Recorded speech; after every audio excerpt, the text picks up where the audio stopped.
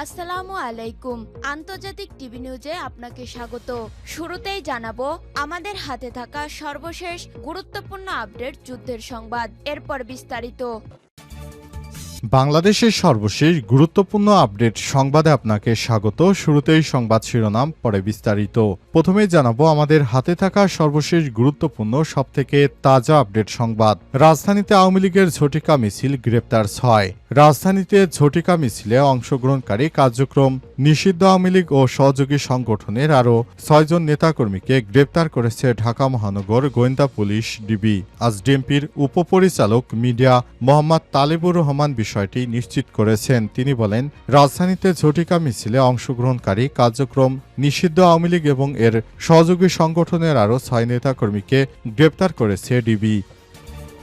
এরপর জানাবো আদালতে তোলা হয়েছে জুবায়েত হত্যায় অভিযুক্তদের, জবি শিক্ষার্থীদের বিক্ষোভ। আদালতে তোলা হয়েছে জগন্নাথ বিশ্ববিদ্যালয়ে জবি শিক্ষার্থী এবং ছাত্রদল নেতা জুবায়েত হোসেন হত্যাকাণ্ডে অভিযুক্তদের। তারা হলেন বারজিস শবনাম বর্ষা 19, তার প্রেমিক মোহাম্মদ মাহির রহমান 19, ফারদিন আহমেদ আয়নালকে।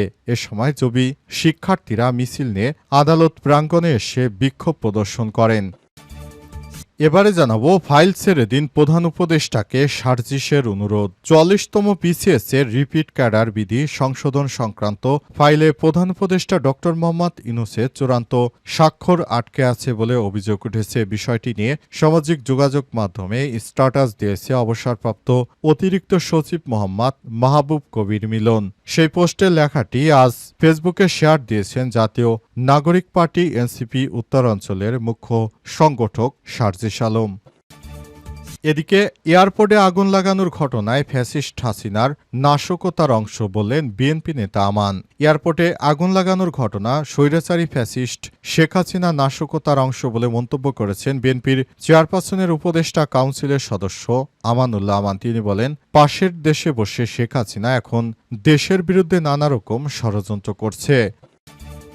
এবং সর্বশেষ জানাবো সরকারি টাকায় ব্যক্তিগত বিমান কিনে তোপের মুখে মার্কিন স্বরাষ্ট্রমন্ত্রী। সরকারি টাকায় ব্যক্তিগত ব্যবহারের জন্য বিলাসবহুল জেট বিমান কিনে তোপের মুখে পড়েছেন মার্কিন পররাষ্ট্র মন্ত্রী ক্রিস্টি নোয়েম। পার্লামেন্টে বিরোধী দল ডেমোক্রেট পার্টির এমপিরা তার বিরুদ্ধে দুর্নীতির অভিযোগ তুলেছে এবং সে অনুযায়ী ইতিমধ্যেই তদন্ত শুরু হয়েছে। প্রিয় দর্শক, এতক্ষণ শুনছিলেন সংবাদ শিরোনাম, এবারে বিস্তারিত। তবে তার আগে বন্ধুরা অনুরোধ থাকবে এই সংবাদটিতে একটি লাইক দিন। এই চ্যানেলে আপনি নতুন হয়ে থাকলে আমাদের সংবাদটি দেখতে দেখতে চ্যানেলটি সাবস্ক্রাইব করে রাখুন। কমেন্ট করে বন্ধুরা আপনার মূল্যবান মতামত জানিয়ে দিন আপনি বিশ্বের কোন দেশ থেকে বা বাংলাদেশের কোন স্থান থেকে আমাদের সংবাদটি দেখছেন এবং শুনছেন। আর বন্ধুরা সংবাদটি আপনার সোশ্যাল মিডিয়া ফেসবুকে শেয়ার করে বন্ধুদেরও দেখার সুযোগ করে দিন। এবারে বিস্তারিত। রাজধানীতে আওয়ামী লীগের ঝটিকা মিছিল, গ্রেপ্তার 6।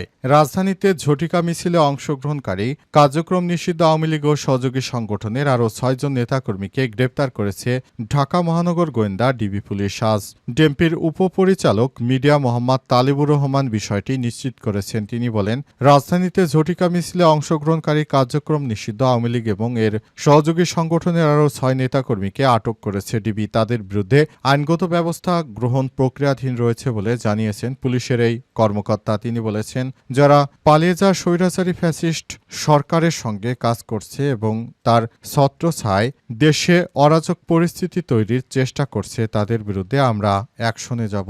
অন্তর্বর্তীকালীন সরকারের প্রধান উপদেষ্টাকে বলবো, দয়া করে আপনারা এই ধরনের যারা আওয়ামী লীগের এই সব কর্মকাণ্ডে জড়িত রয়েছে এসব ব্যক্তিবর্গকে কোনোভাবেই ছাড় দিবেন না। সরকারও ঠিক সেরূপভাবে কাজ করছে। অন্তর্বর্তীকালীন সরকারের প্রধান উপদেষ্টা প্রফেসর ড মোহাম্মদ ইউনূসের সরকার যারা এই ধরনের নাশকতা কর্মকাণ্ড করছে তাদের বিরুদ্ধে পুলিশকে অ্যাকশনে যাওয়ার নির্দেশ দেওয়ার পরই পুলিশ বেছে বেছে যারা আওয়ামী লীগের হয়ে দেশজুড়ে নাশকতার পরিকল্পনা করছিল তাদের ব্যাপারে ব্যবস্থা গ্রহণ করতে শুরু করেছে। ইতিমধ্যে পুলিশের যেসব কর্মকর্তারা এই ধরনের নাশকতামূলক কর্মকাণ্ড করছে তাদের বিরুদ্ধে অ্যাকশনে যেতে শুরু করেছে পুলিশের কর্মকর্তারা। পুলিশের পক্ষ থেকে জানানো হয়েছে যেন ভবিষ্যতে আর এই ধরনের কোনো নাশকতা কর্মকাণ্ড দেশের মধ্যে পরিচালিত না হতে পারে, এজন্য সবসময় সরকার সচেষ্ট রয়েছে।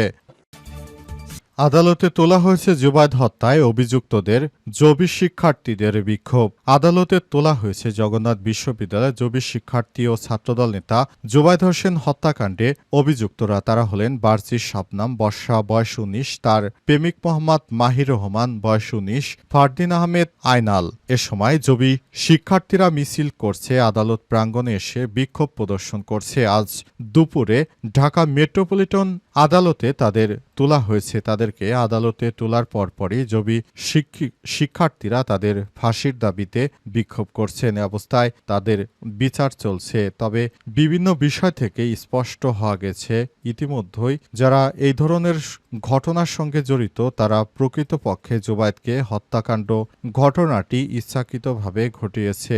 ওই মেয়ে কিংবা তার প্রেমিক বা যেই হোক না কেন সবাই জুবায়েদকে হত্যাকাণ্ডের সঙ্গে সরাসরি যুক্ত রয়েছে। তারা সবাই মিলে প্ল্যান করে জুবায়েদকে দুনিয়া থেকে বিদায় করেছে। তাই কোনোভাবে এই ধরনের হত্যাকাণ্ডের ঘটনায় তারা এড়িয়ে যেতে পারে না। তাই তাদের বিরুদ্ধে আদালতের পক্ষ থেকে অ্যাকশনে যাওয়া হচ্ছে। আশা করা হচ্ছে তাদেরকে দ্রুততম সময়ের মধ্যে দ্রুত বিচার আইনে ফাঁসিতে ঝুলিয়ে হত্যাকাণ্ডের বিচার নিশ্চিত করা হবে। কারণ দেশজুড়ে যে ধরনের হত্যাকাণ্ডের ঘটনা ঘটছে, যদি আসামিরা পার পেয়ে যায় তাহলে আসলে দেশে কোনো আইন যে রয়েছে সেটি মানুষের কাছে হাস্যোত্তক বিষয় হয়ে দাঁড়াবে।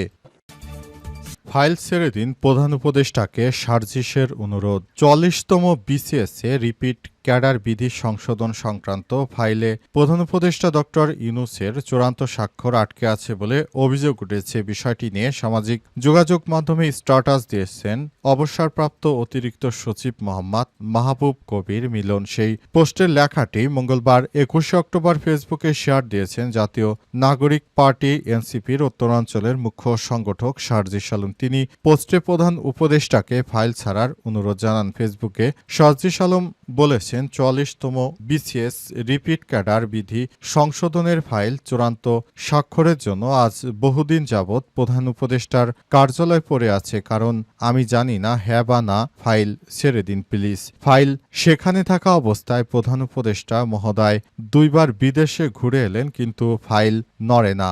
এর চেয়ে দুর্ভাগ্য আর কিছুই হতে পারে না। অথচ ছেলে মেয়েদের জীবন নির্ভর করছে এর উপর। একটা যৌক্তিক বিষয় সিদ্ধান্ত নিতে এত লাল ফিতার দৌরাত্ম্য কেন? প্রধান উপদেষ্টাকে প্রশ্ন করেছেন সার্জিস।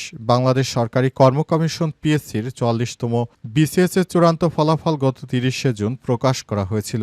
১৭১০টি শূন্যপদের বিপরীতে সুপারিশ করা হয় ১৬৯০ জনকে। তাদের মধ্যে ৩৭২ জন আগেই একই বা সমতুল্য ক্যাডারে নিয়োগপ্রাপ্ত হয়েছিল। এ বিষয়ে সংবাদ প্রকাশ, সমালোচনা ও বিতর্কের পর পিএসসি বিধি সংশোধনের সিদ্ধান্ত নেওয়া হয়। এয়ারপোর্টের আগুন ফ্যাসিস্ট হাসিনার নাশকতার অংশ বললেন বিএনপি নেতা আমান। এয়ারপোর্টে আগুন লাগার ঘটনা ফ্যাসিস্ট শেখ হাসিনায় ঘটিয়েছে বলে মন্তব্য করেছেন বিএনপির চেয়ারপারসনের উপদেষ্টা পরিষদের সদস্য আমানুল্লাহ আমান। তিনি বলেছেন, এদেশে আগুন ছিল না, কিন্তু শেখ হাসিনার কাজই হচ্ছে জ্বালাও পোড়াও আন্দোলন করা। সবসময় তিনি এই কাজটি করেছেন। তাই অন্তর্বর্তীকালীন সরকারের প্রধান উপদেষ্টাকে বলতে চাই, এদেশে যেসব স্বৈরাচারী দোসরেরা বিমানবন্দরে এখনো কর্মরত রয়েছে তারাই মূলত শেখ হাসিনার নির্দেশে বিমানবন্দরে আগুন লাগিয়েছে, যাতে করে বাংলাদেশের অর্থনীতি ক্ষতিগ্রস্ত হয়। তাই সরকারকে বলবো, এই ধরনের নাশকতার পরিকল্পনাকারী যারা রয়েছে তাদেরকে কোনোভাবে ছাড় দেওয়া হবে না। দরকার হলে আরও বড় ধরনের অ্যাকশনে যেতে হবে সরকারকে, কিন্তু এই নাশকতাকারীদের কোনো ছাড় দেওয়া হবে না। তাদেরকে গ্রেপ্তার করে আইনের আওতায় নিয়ে আসতে হবে। তা না হলে ভবিষ্যতে অর্থনৈতিক ব্যবস্থা আরও ধ্বংসের মুখে ফেলতে তারা পিছপা হবে না।